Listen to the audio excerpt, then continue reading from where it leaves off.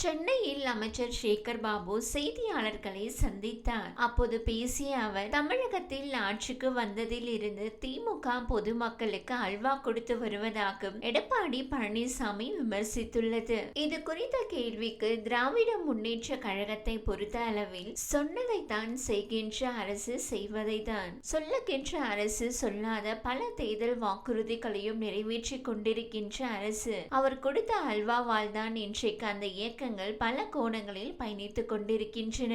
அவர் அல்வா கொடுத்தார் என்பதை உணர்ந்துதான் செங்கோட்டையன் போன்றவர்கள் பிரிந்து பிரிந்து நின்று எதிர்கருத்துக்களை ஆட்டிக் கொண்டிருக்கின்றார். அல்வாவும் ஒரு வகையான உணவுதான். தேவைப்படுகின்ற இடத்தில் அதையும் நான் முதலமைச்சராக அவர்கள் பரிமாறுவார்கள் என்று கூறினார். முதல்வர் ஸ்டாலின் ஆணவ கொலைக்கு தனி சட்டம் கொண்டு வந்துள்ளது வெற்றி அறிக்கை என வானதி சீனிவாசன் விமர்சித்துள்ளார். இது குறித்து செய்தியாளர் எழுப்பிய கேள்விக்கும், 2026 ஆண்டு தமிழக முதல்வர் திராவிட மாடல் ஆட்சியுடைய நாயகன், அனைத்து தொகுதிகளும் வெற்றி பெற போகின்றார் என்ற ஒரே சூழ்நிலை தற்பொழுது உள்ளது. அந்த காரணத்தினால் தான் வே என்ற சொல் வந்தாலே அவர்களுக்கு அலர்ச்சி ஏற்படுகின்றது. வெற்றி என்பது அவர்களுடைய எண்ணங்களுக்கு, அவருடைய கண்ணுக்கு புலப்படுகின்றது. இந்த ஆணவ கொலைகளுக்கு என்று தனியாக ஒரு ஆணையம் தான் அமைக்கப்படும் என்று முதல்வர் கூறியிருக்கிறார். முதல்வர் மு.க.ஸ்டாலின் ஆணவ கொலைக்கு தனி சட்டம் கொண்டு வந்துள்ளதும் இறுதி அறிக்கையை தான் செயல்படுத்துவோம் என்று சொல்லி இருக்கின்றார். எந்த ஒரு திட்டமாக இருந்தாலும், எந்த ஒரு பணியாக இருந்தாலும் திட்டமிட்டு அதை நிறைவேற்றப்படும். முதல்வர் தான் நேற்றைக்கு கூட நீதிமன்றத்தில் இந்த தெருக்களின் பெயரில் இருக்கின்ற சாதி அடையாளங்களை மாற்றுவது குறித்தும் வழக்கு வந்த போதும் நீதிமன்றமே அவருடைய அந்த முயற்சியை பாராட்டி இருக்கின்றது.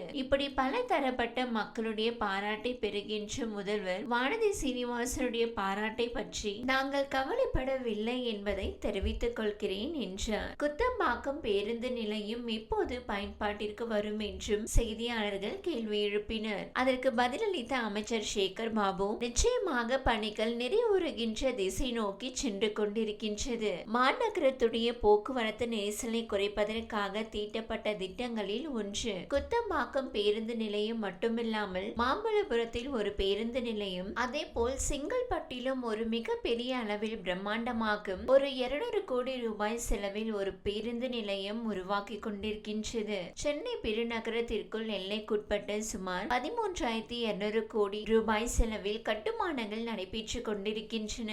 பேருந்து நிலையங்களில் அம்பத்தூர், முல்லை நகர், உதயசூரிய நகர், இந்த 3 நிலையங்கள் இந்த மாத இறுதிக்குள் மக்கள் பயன்பாட்டிற்கு வழங்குகின்றன.